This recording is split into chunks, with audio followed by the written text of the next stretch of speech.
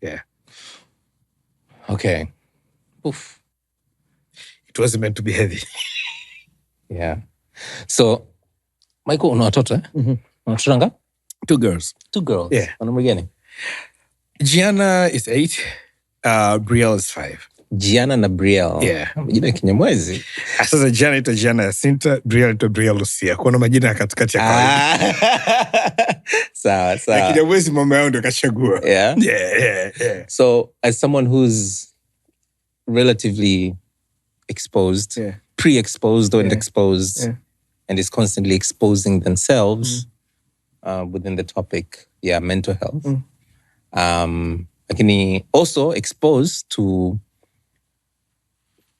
creating content kwa ajili ya watoto. Sindo mnachofanya Ubongo Kids. Na wewe ni mzazi na mlezi na una watoto.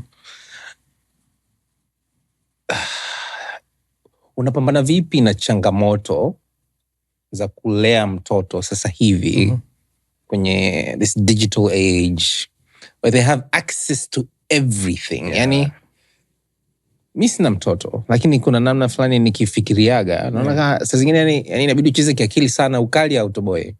Yani si get kali utoboe, kwa sababu get kali ana simu Wi-Fi nyumbani. Ndio. Yeah.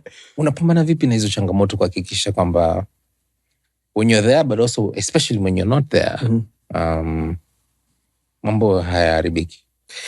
Kwanza, I think if there's any content that kids should watch, the content's of Ubongo. Not that I'm plugging them in, but I am. But because I think we create this content tukiwa tumemwangalia kabisa an African child. Okay. Kwamba changamoto zake, uhalisia wake, maisha yake, wazazi wake, walezi wake. We put all that into consideration before we create this content, right? So these are the content like I can bank on. Kwamba if your kids wakiangalia contents, whether it's Akil and Me, whether it's Ubongo Kid, whether it's on your show, they're good. Kabisa. But then we are not the only content creators in the world. Yeah. About the contents of watoto, right? Yeah. And cartoons, right? So I by the way, it's hard and you gotta be patient. And I think hamna kitu ambacho kimenifundisha kuwa na subira kama kuwa mzazi. Right? Moja, imenifanya appreciate wazazi wangu even more. But pili, for sure, when I was 8 and when I was 5, nilikuwa sina akili ambazo Gianna na Brie wanazo. Like, they are so far ahead compared to how I was then. So far ahead. Like, sometimes I feel like I'm playing catch up. Right? Kuna vitu ambavyo nafundisha. I was kidding. I was talking to my wife the other day. Nilikuwa nimewapeleka tumeenda kucheza same saa tunarudi. Bree's asthmatic naye. Kwa manyiki tunatembea na sweater just in case. Yeah. So nikachukua sweater lake nimelifunga. And then she's like, Daddy, take off your superhero cap. In my mind, I'm like, how do you know about superhero cap? Like, in my mind, I'm like, I didn't teach you this. Yeah. Definitely, mama hako haja kufundisha hili. So it's either shule or kuna kitu umeona, right? So and they pick that. Yeah.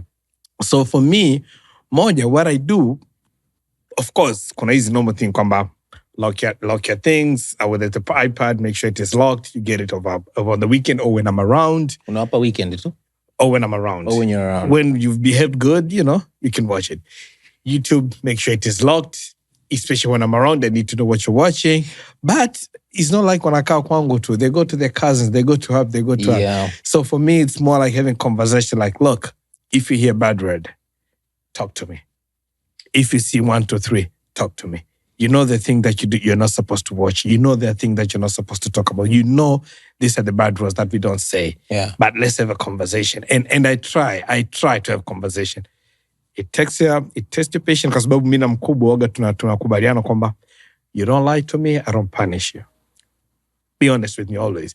And watu nikabega wanacheka, she's a girl, Mike, utafika muda atakudanganya. I'm like, okay, I know we're going to get there. I know. But then we'll cross that bridge when we get there. Yeah. For now, let's try to have conversation. Of course, kuna muda unakuwa mkali. But kuna muda you have to be a disciplinarian. Na lazima uelewe kwamba kazi yako kwanza ni kuwa baba. Yeah. Kazi yako ya kwanza ni kuwa mzazi. Kwa ku make sure kwamba wamenyoka, wapo kwenye straight line, mambo yanaenda, and then mambo mengine anafuata. Kwa hiyo you try. Like you said, ukiwa mkali utoboi. Yeah. Unaweza kuwa mkali nyumbani, akienda shule anajiachia vibaya mno. Unakuwa mkali kwako, akienda kwa kazini yake, akienda kwa bibi, akienda kwa nani huko, anajiachia vibaya mno. So what does that help? Anakuekitia nyumbani. Anakuekitia nyumbani. And I don't want that. I don't want that for my kids. You know, I don't want that for my kids. Tumeona washikaji ambao walikuwa hivyo, that it not always may end up vizuri. So I'm like, let's try to have this much conversation. And I try to expose to, when it comes to content, expose our content as much as possible. You know, but personally, this is what pays the bill. You guys support being charity business at home. You gotta watch what your dad creates. You know.